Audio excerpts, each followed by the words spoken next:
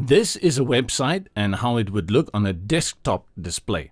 Here is the same website but how it would look on a tablet display, like an iPad. And here is the same website again, this time on a Samsung Galaxy display.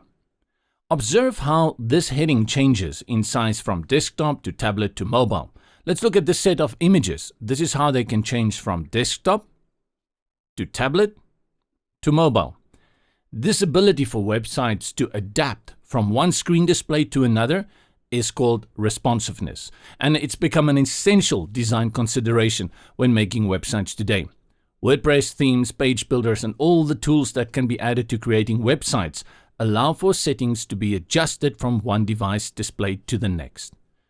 In all the tutorials at Websites for Beginners, you'll see that we constantly remind you to check your responsive settings and to ensure that whatever you design for a desktop monitor will also look good on a mobile device. 50% plus of people today access websites directly from their mobile phones. So it's more important than ever to ensure your website is responsive to desktop, tablet, and mobile displays. To recap, when making web pages, you need to ensure you check tablet and mobile responsiveness and adjust settings for optimal display on these devices.